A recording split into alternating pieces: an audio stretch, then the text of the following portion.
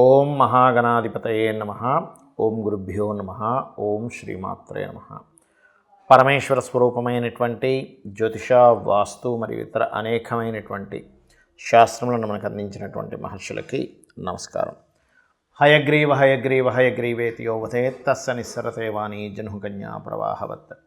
అరుణాం కరుణాతరంగితాక్షీం ధృతపాశాంకుశపుష్పబాణచాపాం అనిమాదిభిరావృతాం మయూకైః అహమిత్యేవ విభావయే భవానీం. శ్రీమాత్రే నమః.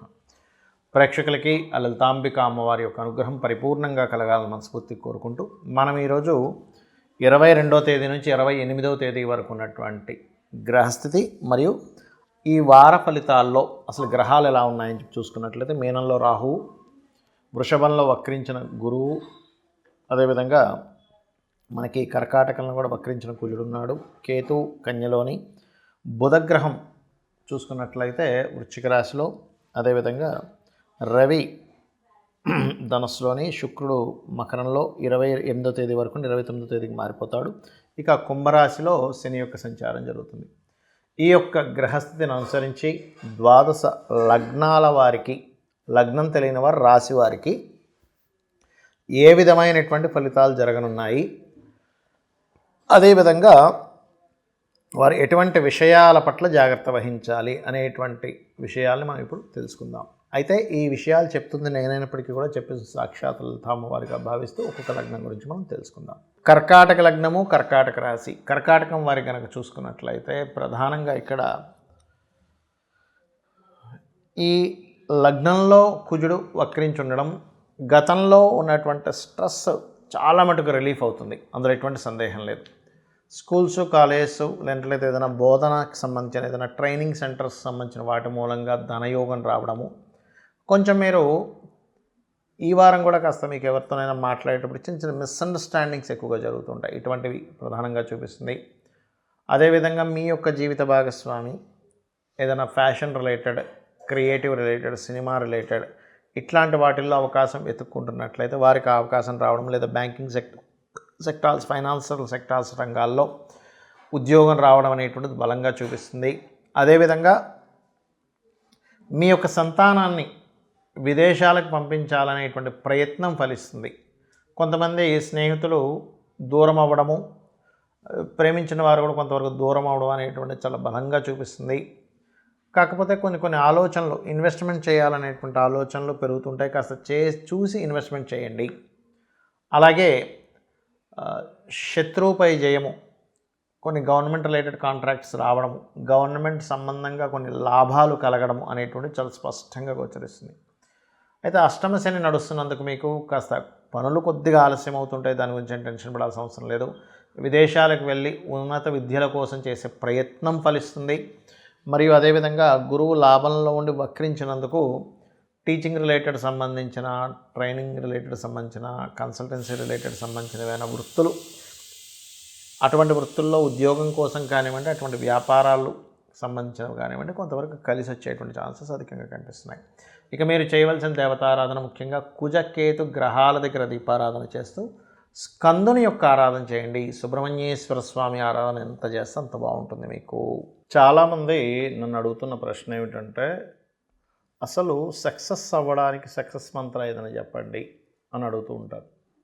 నేను ఒకటే చెప్తాను, సక్సెస్ అవ్వాలి అంటే అసలు ఫస్ట్ మీరు ఏ రంగంలో సక్సెస్ అవ్వాలనుకుంటున్నారు, ఫస్ట్ ఇది ఉండాలి. అంటే బిజినెస్లోనా, చదువుకొని ఒక ఐఏఎస్ ఐపీఎస్ అవ్వాలనుకుంటున్నారా, లేకపోతే అసలు ఏమిటి? ఎందుకు అడుగుతున్నానంటే ఈ మాట, ఫస్ట్ ఆఫ్ ఆల్ గుర్తుపెట్టుకోండి, ఎవరైనా సరే సక్సెస్ అవ్వాలి అంటే ప్రతి జాతకుడికి కూడా వాళ్ళు ఆ రంగంలో సక్సెస్ అయ్యే యోగం ఖచ్చితంగా ఉంటుంది. ఎక్కడో కోర్టులో ఒక జాతకం అసలు ఎన్ని చేసినా అసలు సక్సెస్ అవ్వదు, దట్ ఈస్ డిఫరెంట్ థింగ్. వాళ్ళ పూర్వజన్మలో చేసుకున్నటువంటి కర్మ ఆరూపంలో వాళ్ళని వెంటాడుతూ ఉంటుంది. కానీ మిగతా వాళ్ళందరికీ కూడా మన జాతచక్రం ఏం చెప్తుందంటే, కొంతమంది మనీ సంపాదించడంలోనే సక్సెస్ చూస్తారు, మరికొంతమంది బిజినెస్ని డెవలప్ చేసి వెళ్ళే దాంట్లో సక్సెస్ చూస్తారు. ఇక్కడ ఏంటంటే ఒకటే గుర్తుపెట్టుకోండి, ఇక్కడ మనీ, బిజినెస్సు, పేరు ప్రఖ్యాతలు, అదేవిధంగా ఎనీథింగ్, సర్వీస్ రంగాల్లో కావచ్చు, రాజకీయ రంగాల్లో కావచ్చు, మీకు ఒక మైండ్లో ఒక విషయం ఉంది, నేను దీంట్లో అవ్వాలి 100% అని. అప్పుడు మీరు తెలుసుకోవాల్సింది ఏంటంటే అసలు దానికి సంబంధించిన ప్లాన్ అంటే ఎంత బలంగా ఉంది, ఎంత బలహీనంగా ఉంది. ఉదాహరణకి నేను రాజకీయాల్లో సక్సెస్ అవ్వాలి అనుకున్నారు ఎవరైనా. అప్పుడు మీరు పర్టికులర్గా మీరు చెక్ చేసుకోవాల్సింది ఏంటంటే మీ పంచమాధిపతి, ఎందుకంటే రాజకీయాలకు కారకుడు పంచమాధిపతి. రాజకీయం అంటే చాలామంది అనుకుంటారు ఏదో మాయ మసిపూసి చేయడం అనుకుంటారు. కాదు, అది మాయ చేసి మసిపూసి చేసేది రాజకీయం అంటారు. రాజకీయానికి అసలైనటువంటి అర్థం చాలా చిన్న టెక్నిక్తో పెద్ద సమస్యను తీర్చడం, దాన్ని రాజకీయము అంటారు. అంటే చిన్న టెక్నిక్తో పెద్ద సమస్యను తీర్చేదాన్ని. అంతేగాని పాలిటిక్స్ ఆడుతున్నాడు, వీడు పెద్ద రాజకీయం ఆడుతున్నారు అంటాం. దాని ఒక బూతులా మారుస్తున్నారు ఇవాళ రేపు. అది కాదు. అలాంటప్పుడు మీకు పంచమాధిపతి బాగుండాలి. పంచమం అంటే తెలివితేటలు. అలాగే రవి బాగుండాలి. వాళ్ళు స్ట్రెంగ్త్గా ఉన్నారా లేరా, మీరు రాజకీయాల్లో రాణించాలంటే సూర్య ఆరాధన ఎక్కువగా చేయండి. రాహు ఆరాధన కూడా చేయాలి ఇవాళ రేపు ఉండేటువంటి, ఎందుకంటే ఇవాళ రేపు ఉన్నటువంటి రాజకీయాలు రాహు సంబంధంగా ఉన్నాయి. దుర్గా ఆరాధన చేయండి. అలా కాదండి, నేను ఒక ఫుడ్ ఇండస్ట్రీలో ఉన్నాను, ఫుడ్ ఇండస్ట్రీలో నేను బాగా పైకి రావాలనుకుంటున్నాను, లేనట్లయితే ఒక ఎక్కువగా తిరిగేటువంటి సంబంధించినవి అంటే ఫుడ్ కానీ తిరిగేటువంటి ట్రాన్స్పోర్టింగ్ రిలేటెడ్ వీటిలో ఉన్నాను, అది జాబ్ చేస్తున్నానా లేకపోతే బిజినెస్ చేస్తున్నా, ఎనీథింగ్ నేను రాణించాలంటే ఒకటే చంద్రబలం పెరగాలి. చంద్రబలం పెరిగితేనే మీరు అందులో రాణిస్తారు. At the same time Annapurna Ashtakam చేయండి, 100% మీరు సక్సెస్ అవుతారు. ఇక మూడవది గుర్తుపెట్టుకోండి, మూడో విషయం ఇక్కడ ఈ యొక్క సిస్టమేటిక్గా చూసుకున్నట్లయితే మీరు ఫుడ్డు అండ్ మూడోది కొంతమంది చూడండి, నేను డిపార్ట్మెంట్లో ఒక మంచి రేంజ్కి వెళ్ళాలి, ఆ రెండు రకాలుగా ఉంటుంది. ఎట్లాగా, ఒకటేమో ఐఏఎస్ ఐపీఎస్ అయ్యేటువంటి రేంజ్లోకి వెళ్ళడము, రెండవదేమో సైబర్ రిలేటెడ్ దాంట్లోనే ఒక సైబర్ సెక్యూరిటీ రిలేటెడ్ సంబంధించిన దాంట్లో కొన్ని ఉంటాయి. దాంట్లో నేను ఒక గొప్ప యాప్ని క్రియేట్ చేయాలి, ఇట్లా ఉంటుంది.